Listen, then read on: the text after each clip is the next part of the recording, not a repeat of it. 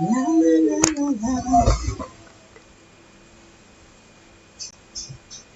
All right, I are ready.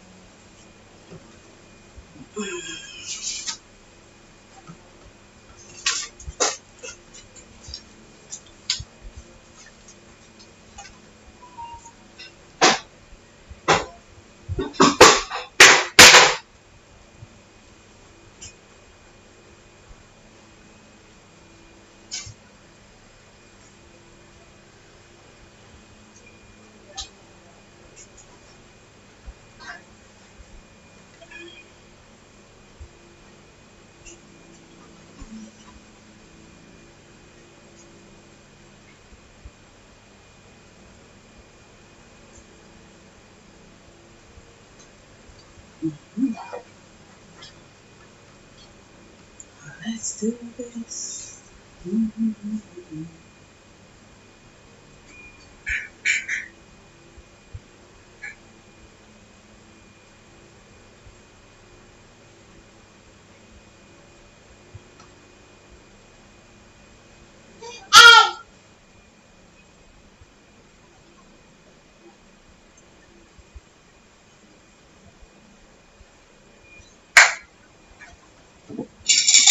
Papa.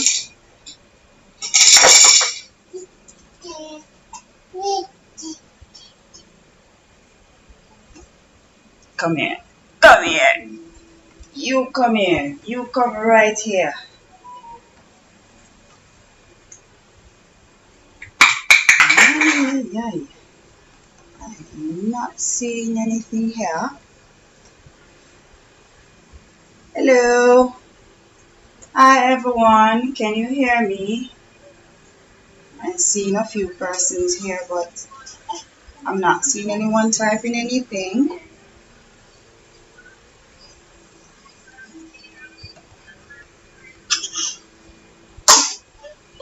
You okay? You okay, Papa?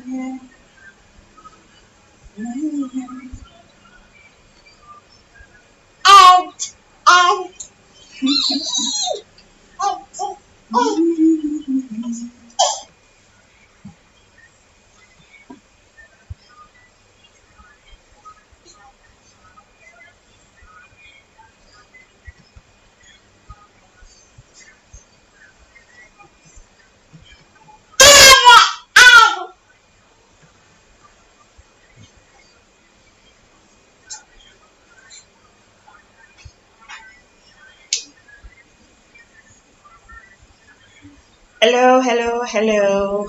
I see some persons in the bushes. I appreciate you guys for coming. Thank you. Remember to like and to share me out friends, your community, your social media, and so on. I definitely need to talk about this topic because, a lot of my subscribers, especially my non-content creator subscribers, has been asking me for this topic for a while. So I'm just gonna wait for a little bit for a few more persons to come in, and then I'll go directly into this session. Hopefully I can have this session because I wanted to have this session while my baby's sleeping. But he woke up, and yes, he's active and all over the place. So if it gets too noisy, then I might have to reschedule this live. So I'm gonna just stay on here for a little bit more time to see if more persons come in, because I would like to at least start this discussion, and then if I can have a part 2, I might have a part 2 to this. Alright, so let's get this. So I'm gonna wait a little bit and then we dive into it.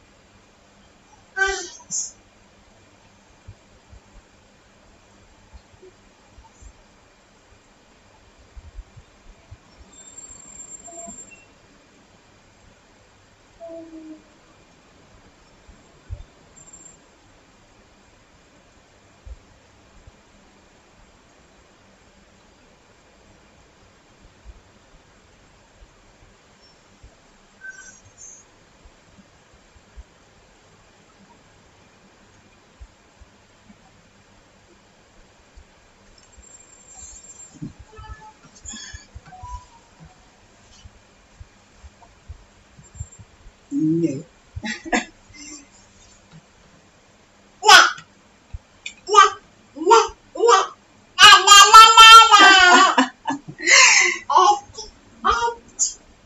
Come here. Come here, baby. Come.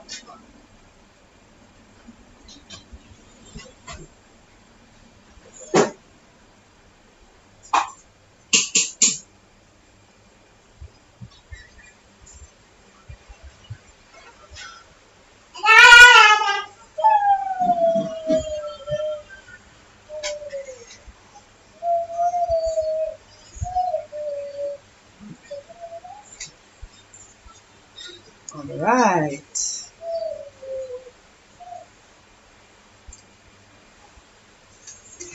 Hi guys, so I'm just gonna go directly into it as time is going, and I'm not seeing much combo here, but I'm just gonna dive right into it. Right? So the topic is abdominal fat. Do you know your fat? Right? A lot of persons, we all at some point in time have suffered from abdominal fat, either now or sometime in the past, but it's a difficult area to get rid of that fat. You have your arm and you have your leg and your thigh and so on, but it's harder to get rid of fat that is around the abdominal region. So we're gonna touch on several different areas that contribute to this. I'm not sure if I will be able to do everything in this one setting. So wherever it stops, then it stops. Plus my baby is up, so I don't know how much longer I can be on here to talk about it, but I will do so as long as the place is a bit, quiet enough to do that. Alright. So you have five different areas or five different contributors of abdominal fat. Main ones. You have stress, what they call stress belly. You have bare belly. You have postpartum belly. You have diet, and you have, depending on how active you are. Those are the five areas. They are not standalones because it can be a combination of 1, 2, 3, 4, even all five. Right? So I'm gonna start off with the first one, which is stress belly. Alright, so for stress belly now, back in the days, I don't know, whenever that is. Alright. Yeah, my babies is all over the place right now.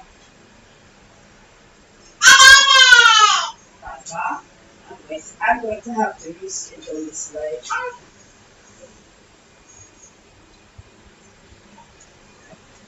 Let me see. I might have to reschedule this live because I'm not sure if I will be able to focus while I'm doing it.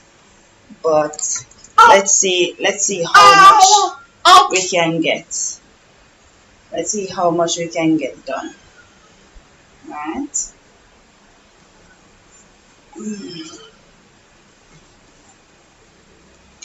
Alright, so continuing. You have stress belly. Now for stress belly, back in the days when we were fighting dinosaurs, well, we might not be fighting dinosaurs, but back in the days when, we were hunting for our food, we weren't so, have everything at our fingertips. We didn't have internet, we didn't have, microwave, the convenience of takeout and so on.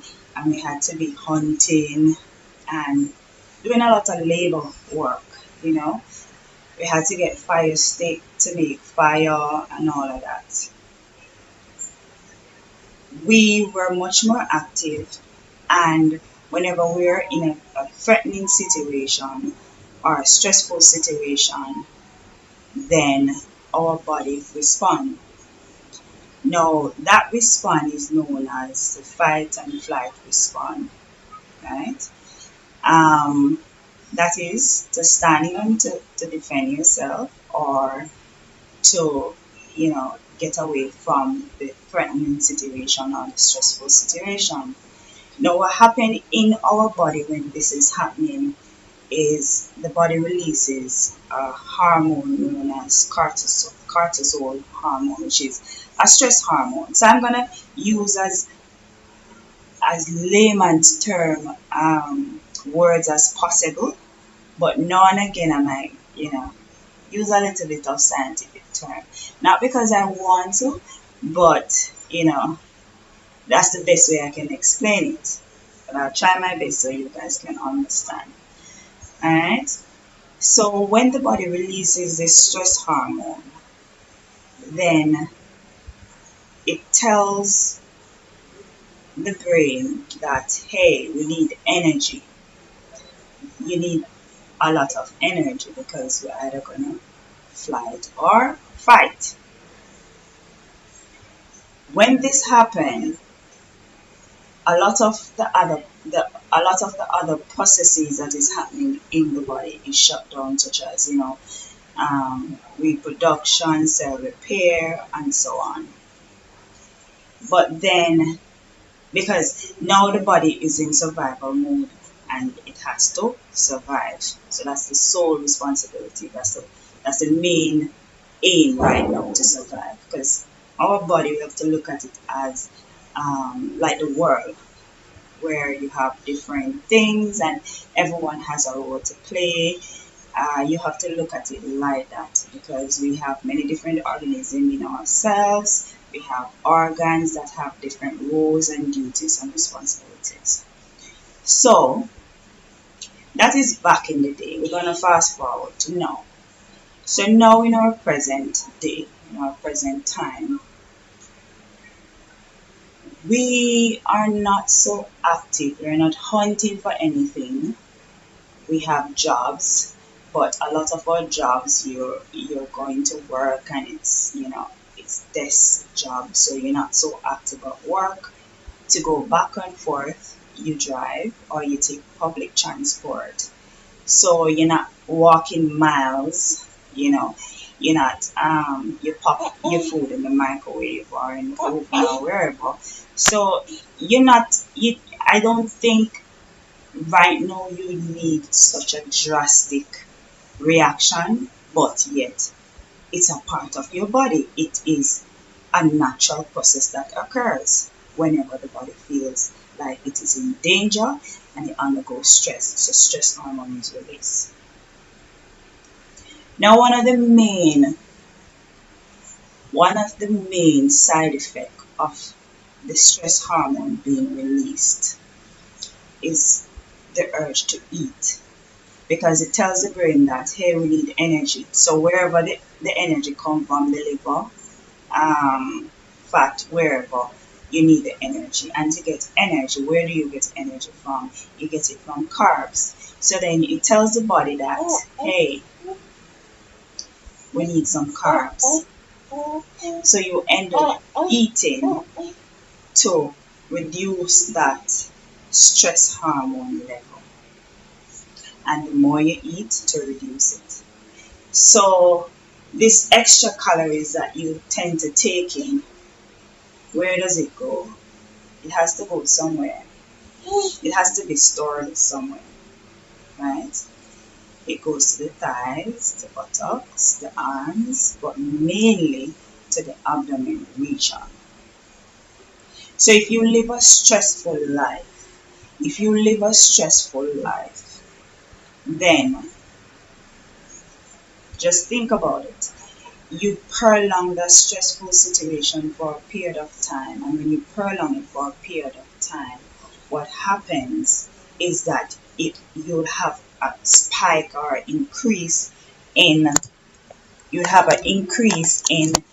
that amount of stress hormone in your body, and then it's unable to reduce itself after a period of time. So then you start binge eating. So you eat and not realizing how much you're eating. and then all of that packs more on the abdomen region, and then you get this big belly, right? And another thing that happens, is that the part of your brain that makes you make that conscious choice, okay, I prefer to eat a carrot instead of a cupcake, it is also reduced. Yes, it is also reduced. And when your stress hormone is up, it also demand you to eat more carbs. And then when you have the urge or the crave to eat more carbs, then insulin is released. And when you have insulin and then the stress hormone, you know what happens? It produces the fat storing enzyme, and the more fat storing enzyme you have, the more fat you will deposit. So I hope I'm not using too much of any technical term, because I'm trying my best not to. But the bottom line of this stress belly is that the more stress you have, the more likely you are to eat and to eat unhealthy food. And then when you eat the unhealthy food, the extra calories, because you're taking in more calories than your body requires, because you're not doing much, you're not hunting, you're not walking to work, you're not doing none of these things. So then what? It have to be stored, and it have to be stored somewhere, right? So that is one main thing that contributes to abdominal fat. That's the stress hormone. So in the morning when you get up, you hear your doctor always tell you, ensure that you eat breakfast. It is important, because when you just wake up in the morning, your cortisol level is higher in the morning. That is your stress hormone. It is higher in the morning, right? Once you have breakfast, then it's cut in half, and throughout the day it decreases, and peaks around lunchtime and dinner time. That is the reason why it is good. It's not a good thing to miss breakfast. You eat breakfast, you eat lunch, and it's a good thing to schedule your meals. That's why they say breakfast, lunch, and dinner. And you try to have healthy meals. And with that, if you need to snack on something, you snack on something more healthy. I like soaked almonds and so on. But yeah, so stress belly, and that is hard to take off. I don't know about you guys, but for me, whenever I have abdominal fat, it's like one of the hardest region to take off fat from. It is, trust me, it is. So continuing, ways to reduce this, especially now. I know when the stress, you have stress from job, you have stress from, I don't know, relationships, you have stress from wherever. You have to try your best to reduce that stress, right? You have to try your best to reduce that stress, because that's the only way that you would always, at some point in time you're going to be stressed, at some point in time you're going to be stressed, but don't let it prolong for too long, because the more stressed you are, the more increased your stress hormone will be in your body. And when that happens, the more calories you will take in. And when that happens, it has to be stored somewhere.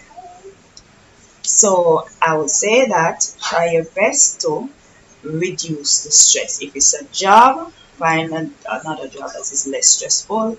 If it's a relationship, get it sorted out or move on. Yeah.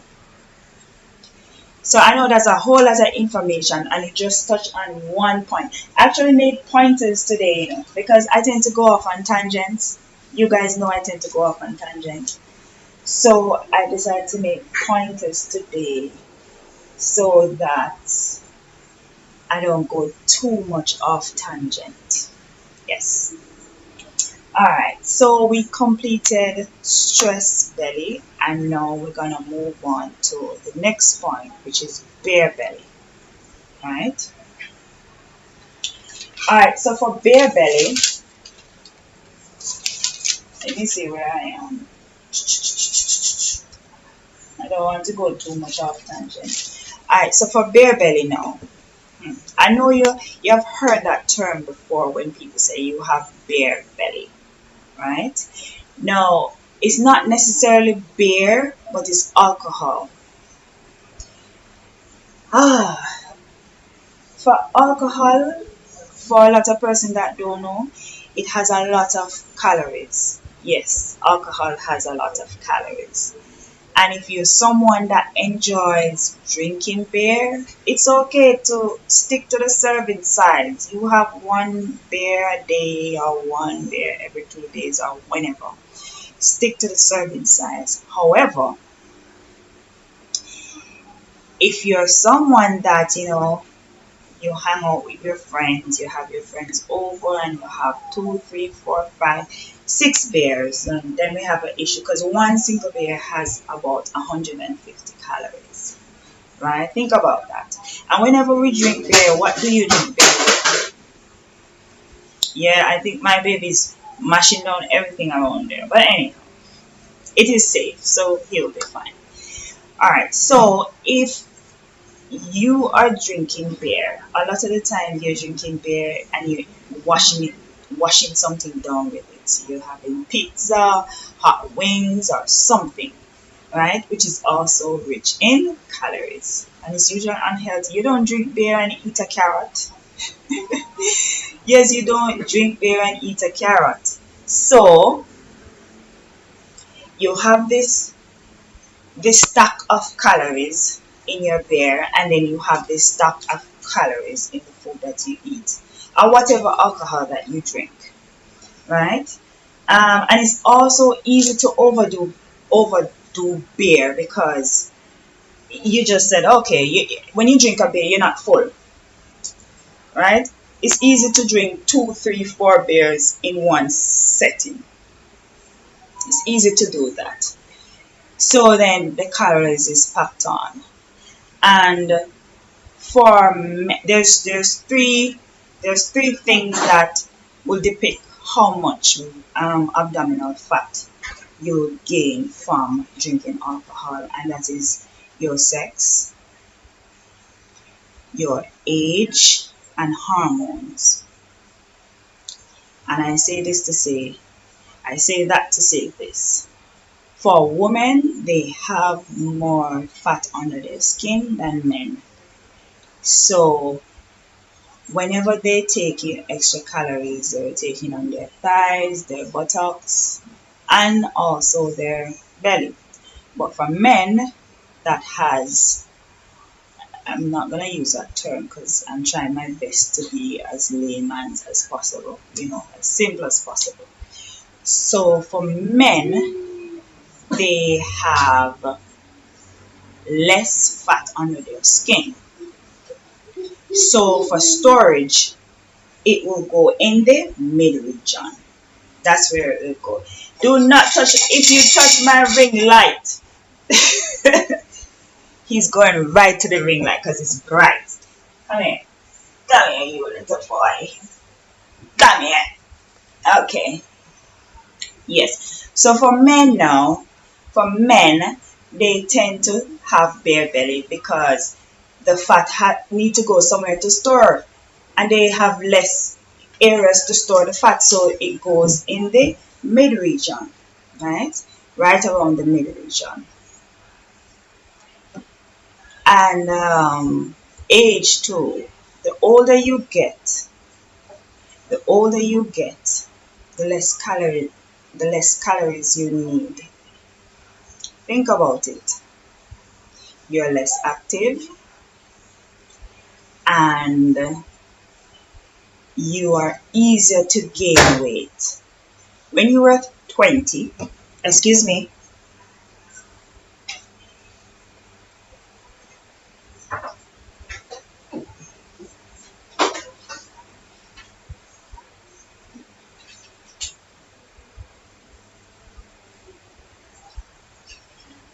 Yes, when you are 2021, when you are 2021, and when you are 35, 40, 50, the energy that you need then and now is different, right? It is different because you're less active and you also gain weight faster, right? So you tend to see bare belly in older men than the younger ones. And smoking also play a part, because let me see where I said. Okay, yeah, when you smoke, it open your appetite more and you're more likely to take in more calories. I don't want to go too much off tangent, right? And then hormones, for men and women, hormones decreases as you get older as well. It decreases. So you have some women that takes replacement, hormone replacement, and for those it can be a good thing in this sense because it reduces the more hormones you have. It reduces reduces the calories that you take in, right? So with that being said, you do not touch my ring light. Do not touch my ring light. Come here.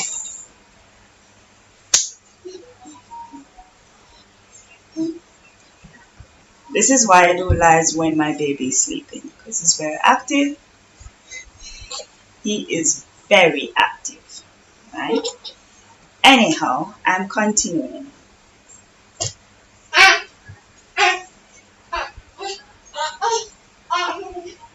So yes, so that is bare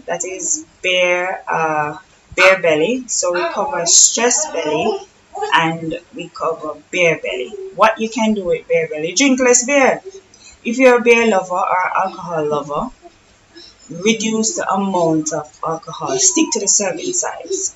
Drink a beer a day then. But don't in one setting drink 6 beers. Or if you're drinking beer, avoid drinking beer and eating pizza, or drinking beer, eating hot wing, or whatever the case is, right? So that's a way that you can reduce that abdominal fat coming from that source. So now we're gonna go directly into a next area that is also important, which is postpartum belly. That is, after you give birth, you are left with a belly. And I know this well. Okay, so there are several things that can contribute to the level of belly that you have, or the level of fat that you are left with, and that is how much weight you put on while you are pregnant. Because a normal size female should put on between 25 and 35 pounds. But we all know that a lot of us don't put on that amount while we're pregnant because whatever we crave, we tend to eat, right? So then you put on more than you should, and then after giving birth, you cut down some of that weight because the baby is, a part of that weight, the amniotic fluid, but then you're left with the fat that comes after. You're left with loose skin. And I had both of these. I had loose skin and I had fat. But it depends on several things that you do after giving birth. And that is whether or not you breastfed, depending on what type of delivery you had. Did you have complication? Did you have C-section, or did you do natural birth? So it depends on all of these things to actually give a recommendation on how to reduce this, because it's different. You have to target. You have to do different things to suit whatever procedure that you do. For those of us that breastfeed, that is a great thing. And I would say, I'm not a nurse, but breastfeeding is one of the best things to cut down calories, guys. Even though they said that you should take in 500 more calories after giving birth, you know, that burn fast just like this. In no time it gone. Because think about it. There's a different system now, and this system is the machine that keeps going, going, going. That machine is to create milk. Because remember, now you're the milk bag. So all that energy, all that food that you eat is being broken down to produce energy to create milk, a steady flow of milk. And it also, yes, it also pulls in back your uterus. So it's a great thing to breastfeed. But I'm not here to advocate for breastfeeding. But if you don't breastfeed and you go with the bottle, then that's another story.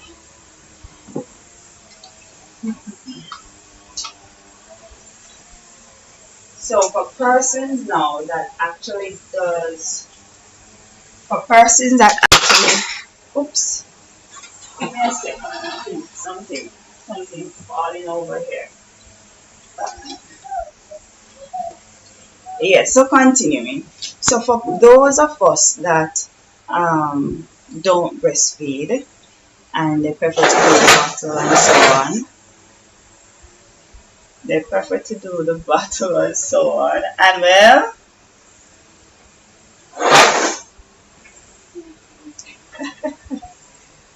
yes, hopefully it's not too noisy. As I said, my baby is up and he's all over the place. So before I go back to that point, let me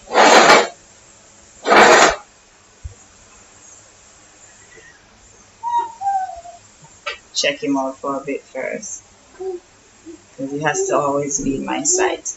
Alright, so continuing. So if you prefer the bottle instead of breastfeeding,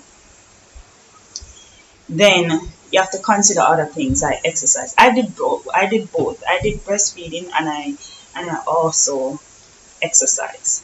So to choose the type of exercise you can do, it depends on the process again. Did you do C-section or did you do natural birth? If you did natural birth, it's much easier to do a lot of the exercises quite soon, much soon after, than if you did C-section.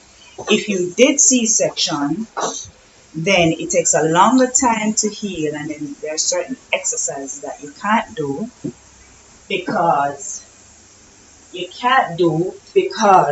don't want to open back that wound. So it all depends. I can't give it's not a one size fit all, right? It's not a one size fit all.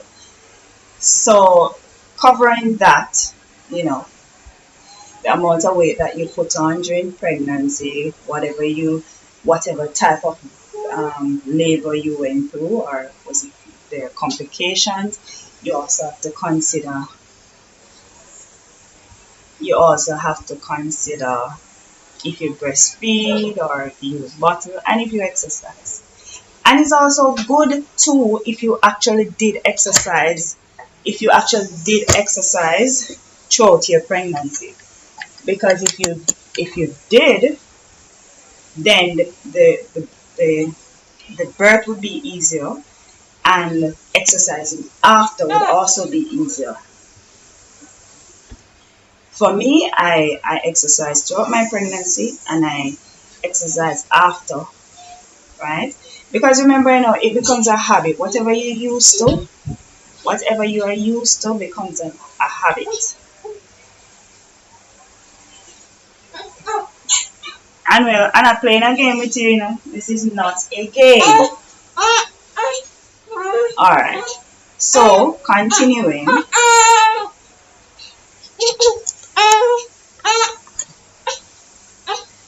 don't know how much longer I can be on here. Because this little boy is a handful when he's ready. Come.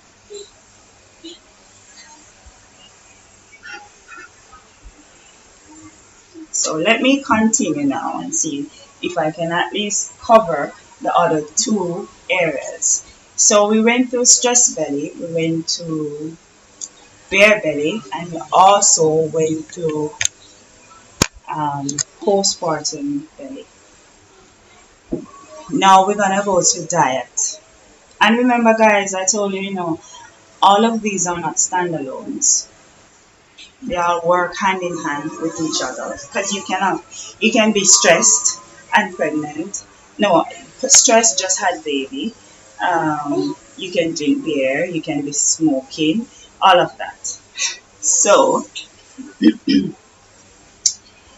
it's not standalones. It can be a combination of all 2, 3, 4, or all 5, right? So bear that in mind. And the reason why I decided to actually do this live, although I might have to do a part 2 to it, is that a lot of my non-content creators have been asking me about this and ways and means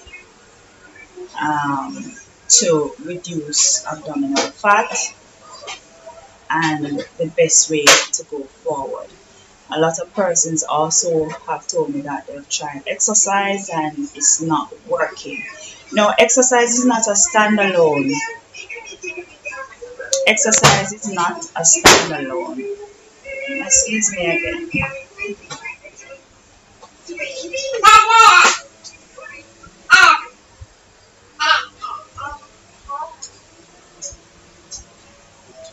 Yes, as I was saying, exercise is not a standalone.